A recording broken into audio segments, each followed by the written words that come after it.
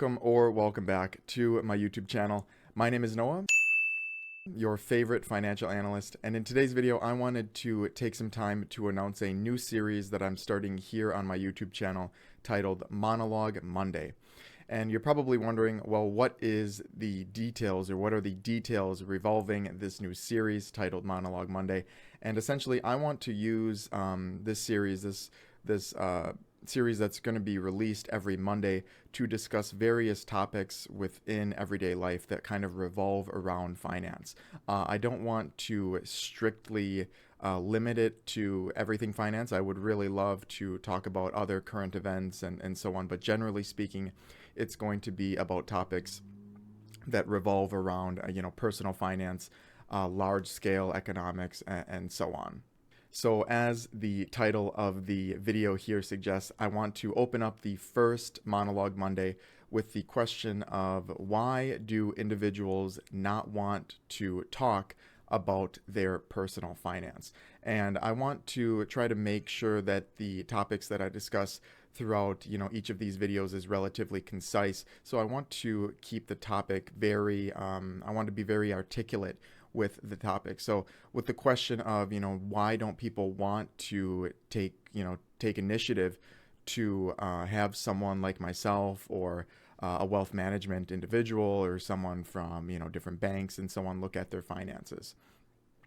And I really think the answer is kind of three parts. I think there are three main reasons as to why individuals don't like to have take that first step to see where they stand financially.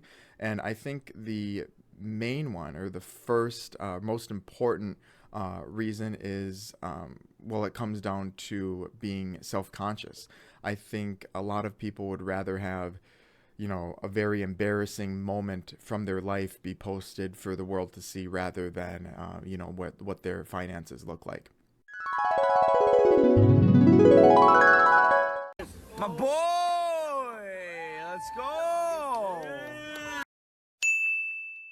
And this doesn't necessarily, put them at fault or anything like that. I just believe, after speaking with, many individuals and working with clients and so on, that the main reason that people limit themselves, for their outreach to have someone like myself look at their finances is just because they don't want to be reminded of what they are, right? I made a video quite some time ago on how to identify if you're financially behind without using any kind of calculations whatsoever.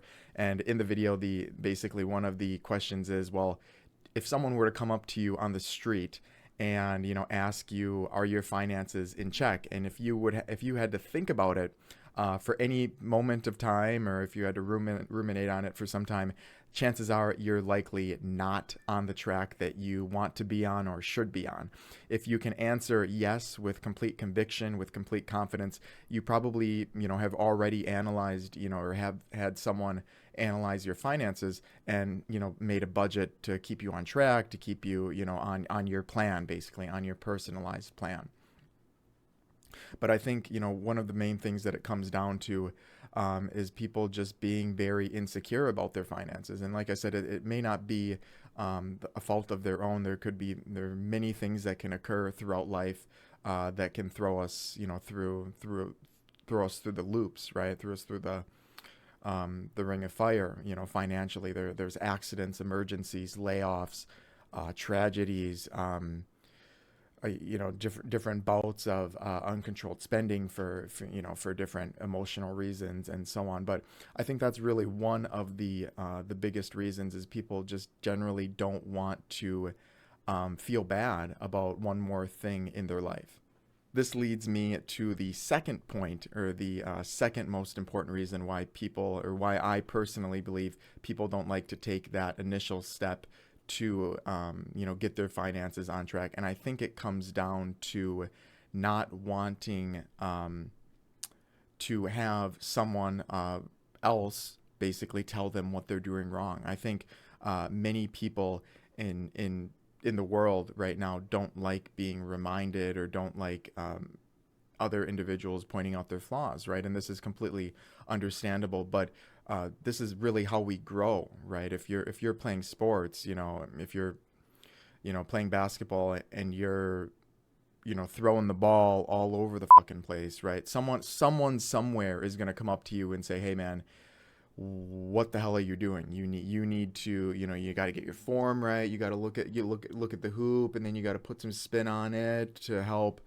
it from overshooting, whatever it is. I mean, I haven't played basketball. I'm just kind of guessing, right? But that's how we grow as individuals, right? Someone has to come along and tell us what we're doing wrong, and hopefully their intentions are good and they know what they're talking about. And then from there we can grow and develop and really make something of ourselves. And this really goes hand in hand with finances as well, right? We could in our mind think that we're on track, but after having someone look into our finances, we could be completely wrong. And this is really what happened with me personally before I really started deep diving and developing my knowledge into financial analysis and so on.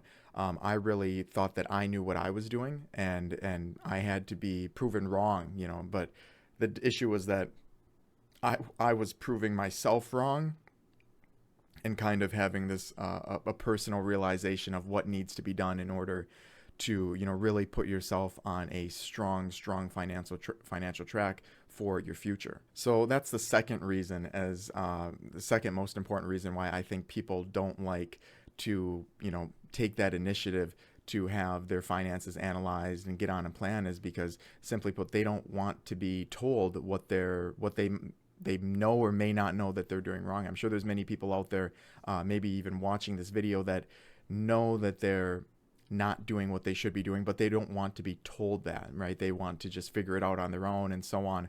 And I can tell, all of you from personal experience, I was able to figure it out on my own, but the amount of work and education that I needed to go through in order to do that was quite cumbersome. And if I can provide advice, I would definitely advise, speaking with someone that was going to be candid with you about your finances and provide a very in-depth analysis of where your current finances are, and then work on a plan to help put more money into savings, more money into investing, and most importantly, create a budget that works for not only your income, your expenses, but also your lifestyle as well.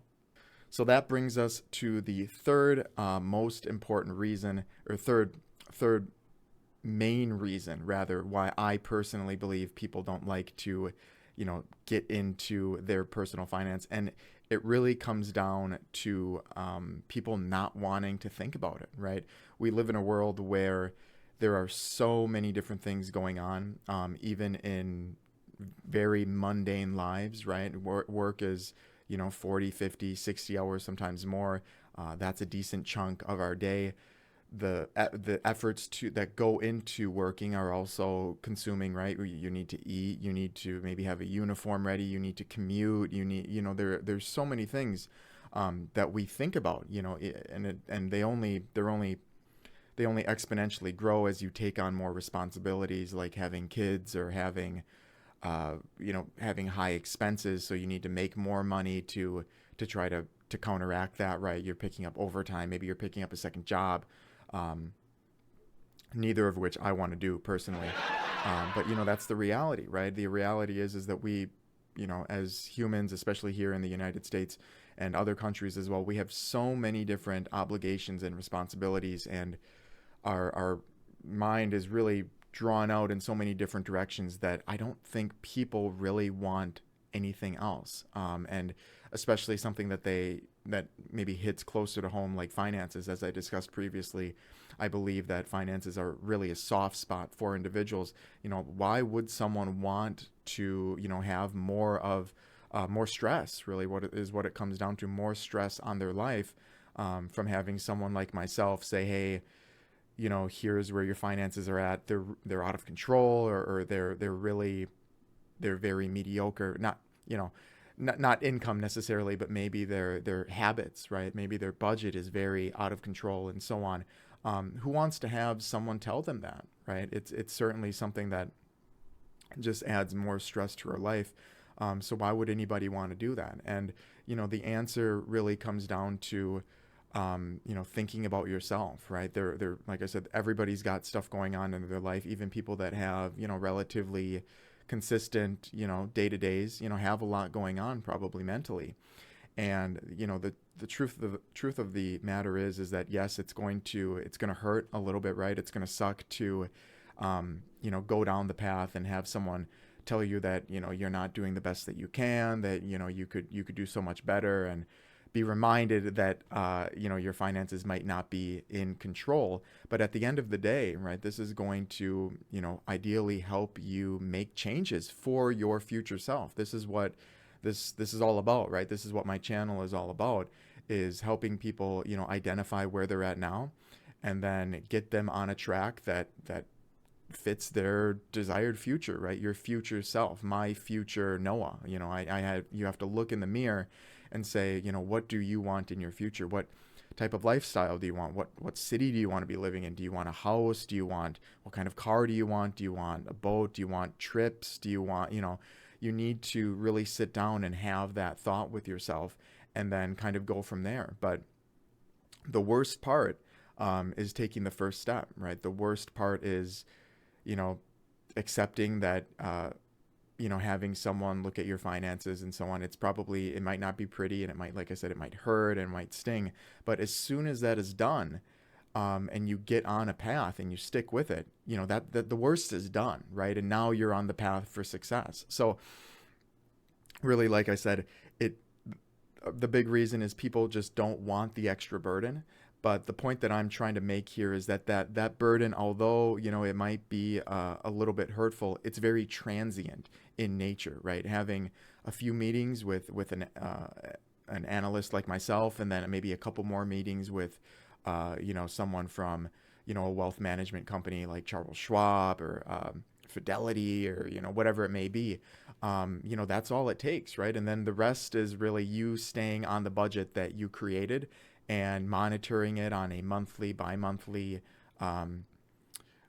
semi-annually or annually basis, and making sure that you're on track for the future that you want.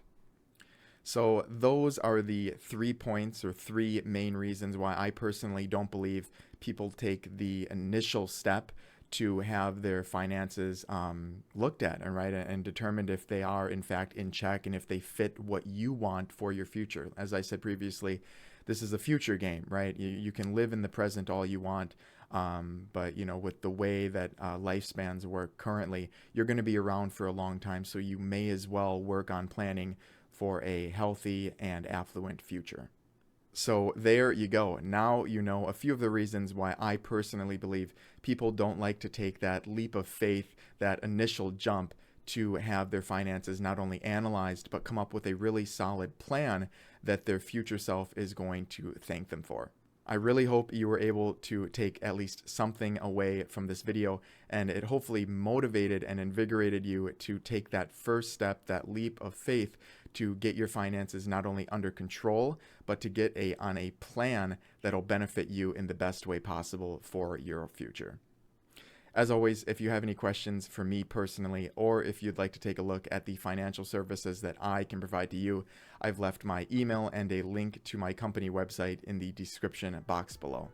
Thank you again so much for your time today, and happy financing.